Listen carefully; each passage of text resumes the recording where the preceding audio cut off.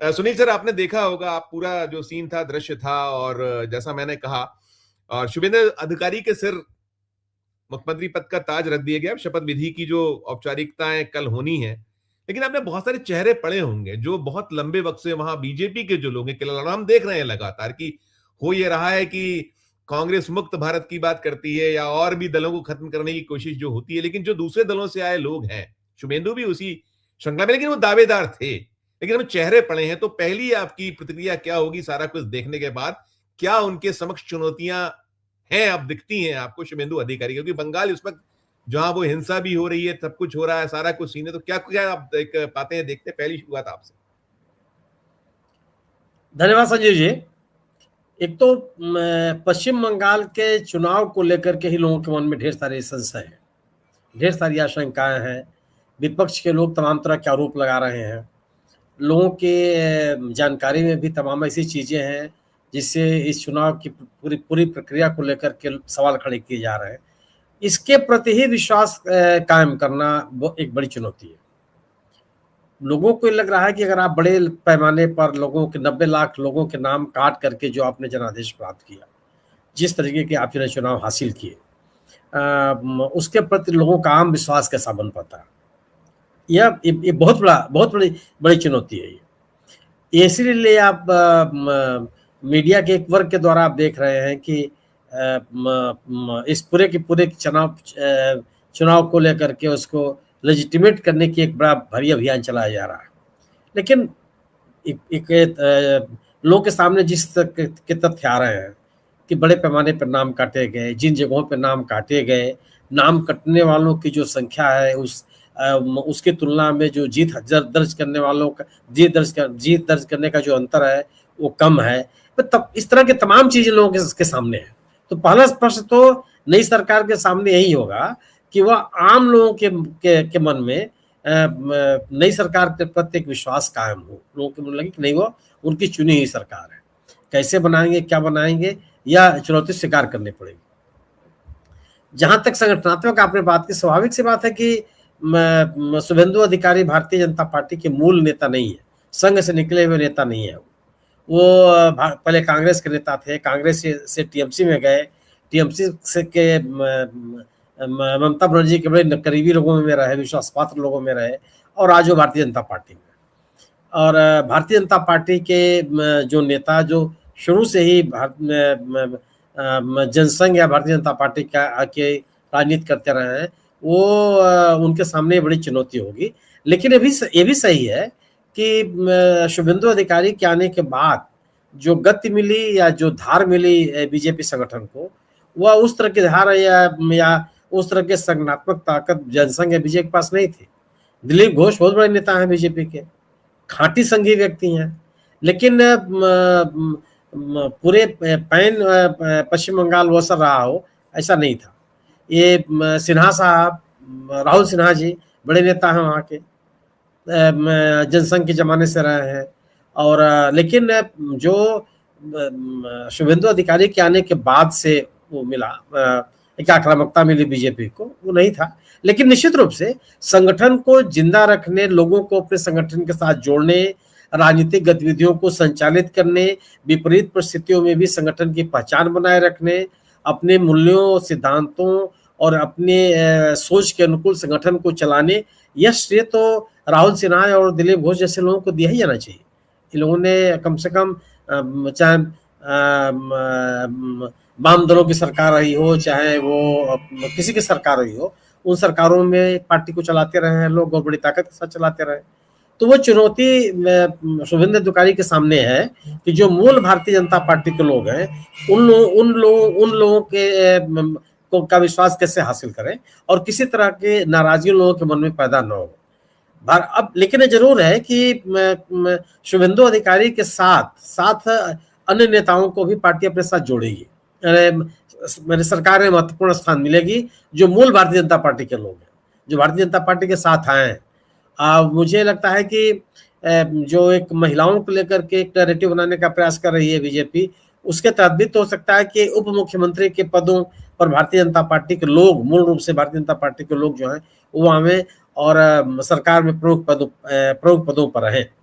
तो यह बैलेंस तो बनेगा, लेकिन लीडरशिप तो शुभेंदु अधिकारी के अलावा किसी को भी दिया जाता तो एक तरह की नाराजगी पैदा हो सकती थी लोगों में मन में, क्योंकि जो सरकार जो लोग चुन करके आए हैं उसमें भी शुभेंदु अधिकारी के समर्थकों की संख्या ठीक ठाक है। ऐसा नहीं है कि सब के सब लोग संघ के विचारधारा के ही लोग हैं। ढेर सारे लोग हैं जो अन्य दलों से आए हुए हैं, पार्टी में से चुनाव लड़े और चुनाव जीत करके आए हैं। तो कोई विकल्प की स्थिति नहीं थी, किसी और को ले आया जाता। शुभेंदु अधिकारी एकमात्र ऐसे थे जिसको मुख्यमंत्री पद की जिम्मेदारी दी जाती, जो पहले से जो उसकी उम्मीद की जा रही थी। हालांकि तमाम तरह के आरोप प्रत्यारोप बीजेपी ही लगाती रही शुभेंदु अधिकारी पर, लेकिन बीजेपी तो हेमंत बिस्वा शर्मा पर भी लगाती रही, अब तो कोई बात नहीं करती हो। तो यह अब मतलब नहीं रह गया। अब जितने जितने मुद्दे थे बीजेपी के, वो सभी मुद्दे नेपथ्य में चले गए। वंशवाद का आरोप लगाती रही है बीजेपी, बिहार की सरकार का विस्तार हुआ मंत्रिमंडल का, 3 पूर्व मुख्यमंत्रियों के पुत्र उसमें शामिल हुए हैं। वो केवल नीतीश कुमार जी के पुत्र उसमें शामिल नहीं हुए, 3 पूर्व मुख्यमंत्रियों के पुत्र शामिल है। ये आप सोचिए, कई बड़े नेताओं के परिवार के लोग उस मंत्रिमंडल में शामिल हुए हैं। परिवारवाद का जो नारा लगाते थे विरोध का, वो आपके सामने है। भ्रष्टाचार के खिलाफ का जीरो टॉलरेंस के बाद जो बीजेपी करती थी उसकी बात आप भूल जाइए, अब वो उसके लिए कोई विचारने विषय नहीं है। जिसके ऊपर बीजेपी गंभीरतम भ्रष्टाचार का आरोप लगाती रही है, आज उनको बाकायदे वो सुशोभित करती है, विभिन्न पदों पर स्थापित करती है, मान सम्मान देती है, सब चीजें हो रही हैं। तो अब आप जो मुद्दे इनके रहे हैं सभी मुद्दों के साथ भारतीय जनता पार्टी का समझौता है सत्ता में बने रहने के लिए। वही स्थिति पश्चिम बंगाल में भी है। ये चुनाव जीतने के बाद भी जनता के मन में विश्वास हासिल करना, यह जो हिंसा की घटनाएं हो रही हैं उनको रोकना, एक अमन चैन कायम करना, कानून का राज कायम करना, ये बड़ी चुनौती है। अभी तात्कालिक रूप से शुभेंदु अधिकारी के सामने आएगी। जी सुनील सर आप टिप्पणी कर दीजिएगा, आपने सुना होगा। और सुनील जी से पूछता हूं मैं, शायद मनोरमा अजीब हो गई, फ्रीज हो गई, टूट गया लिंक। देखिए, तमिलनाडु में जो कुछ भी हो रहा है वह असंवैधानिक है और भारतीय जनता पार्टी को विजय से कोई शिकायत नहीं है। जो कांग्रेस का समर्थन उनको मिल गया, सत्ता में कांग्रेस आ रही है, यह भारतीय जनता पार्टी के लिए स्वीकार करने लायक नहीं है।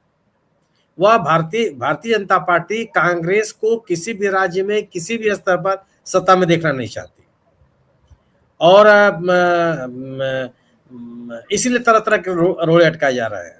यह वही भारतीय जनता पार्टी है जिस भारतीय जनता पार्टी के द्वारा, माने भारतीय जनता पार्टी सरकार के द्वारा मनोनीत राज्यपालों ने कर्नाटक में, जहां मनोरमा जी बैठी हुई हैं, येदियुरप्पा साहब की सरकार को, अल्पमत सरकार को बैठाया। महाराष्ट्र में इन लोगों ने देवेंद्र फडणवीस की सरकार को बैठाया। इसी पार्टी के नेता 1998 में अटल बिहारी वाजपेयी जी ने अल्पमत होने के बावजूद सरकार बनना स्वीकार किया और 13 दिन के भीतर उनकी सरकार चली गई। उस समय भी एक आदर्श कांग्रेस पार्टी के नेता, उस समय राजीव गांधी ने दिखाया कि कहा कि मुझे सत्ता के जो विपक्ष में रहने का जनादेश प्राप्त हुआ, हम सरकार नहीं बनाएंगे, जबकि सदस्य संख्या उनकी बीजेपी से ज्यादा थी। अभी तमाम, आपको गोवा का उदाहरण आपको याद कर लीजिए। पर्रिकर साहब की सरकार अल्पमत की सरकार थी, उससे ज्यादा सदस्य कांग्रेस के जीत करके आए थे, उन्होंने उनकी सरकार बनाई। इवन एक दो उदाहरण नहीं है, कई उदाहरण। और दूसरी चीज, ये बाकायदे सर्वोच्च न्यायालय का आदेश है कि बहुमत सिद्ध करने का स्थान विधानमंडल है, बहुमत सिद्ध करने का स्थान राजभवन नहीं है। अगर किसी गठबंधन या राजनीतिक दल को पूर्ण बहुमत प्राप्त नहीं है तो वो साबित होगा विधानसभा में। सबसे ज्यादा सीटें सिंगल लार्जेस्ट पार्टी जो है या सिंगल लार्जेस्ट अलायंस जो है, उसको आप बुलाएंगे सरकार बनाने के लिए, वो सरकार बनाए। उसके बाद आप ये कैसे कह सकते हैं आप कि आप 118 लोगों का नाम लेके आइए? 118 के नाम नहीं होंगे तो क्या भंग कर देंगे आप? अगर वो कहेगी नहीं ठीक है 118 का नाम हम लेकर के नहीं आए, आप निर्णय ले लीजिए, क्या कर लेंगे? सरकार नहीं बनेगी। फिर आप बिना विधानमंडल का चेहरा देखे आप विधानसभा भंग कर देंगे? ये तो केवल किस तरह का है कि संविधान नहीं मानना है, परंपराओं को नहीं मानना है, जिन बातों के लिए देश जाना जाता रहा उसको नहीं मानना है। मनमाने तरीके से, यह वही तमिलनाडु है और वही राजभवन का राजभवन है, जहां पे पिछली सरकार के द्वारा विधानमंडल से पारित कानूनों को कई महीनों तक, सालों तक लटका के रखा जाता रहा। स्टालिन साहब को अपने विधेयकों को स्वीकृति के लिए सर्वोच्च न्यायालय तक का दरवाजा खटखटाना पड़ा। ये वही राजभवन है। तो आप इनसे अगर आप ये उम्मीद कर रहे हैं कि नहीं, एक चुनाव हुआ और चुनाव के बाद एक सरकार बनने की प्रक्रिया शुरू हुई और संविधान के अनुसार जो व्यवस्था की गई उसके अनुसार सरकार का गठन हो जाएगा, ये बहुत, ये तो कहिए कि डीएमके ने बहुत ही परिपक्वता का परिचय दिया। स्टालिन ने कहा कि नहीं, हमको सरकार से बाहर आने के लिए जनादेश मिला, हम विपक्ष में बैठेंगे, 6 महीने तक कुछ नहीं बोलेंगे, उसके बाद देखा जाएगा। और विजय की मजबूरी यह है टीवीके की कि वह बीजेपी के साथ जा नहीं सकती। बीजेपी और एआईडीएमके के साथ उसका एक अलग विरोध रहा है, वो सांप्रदायिक राजनीति करने के बाकायदे आरोप लगाते रहे हैं। जिस राजनीति के विरोध में लोग टीवीके के साथ खड़े हुए 2 साल की पुरानी पार्टी के साथ, अगर आप उसी ढर्रे पे आज ही चलना शुरू कर देंगे तो ये तो आपके राजनीति के लिए बहुत ही खराब स्थिति होती है और बहुत डाउन द लाइन अच्छा संदेश नहीं जाता। अगर दोबारा चुनाव कराने की नौबत हो गई तमिलनाडु में, तो संजीव जी यकीन मानिए किसी पार्टी का अता पता नहीं चलेगा कहाँ गया हो।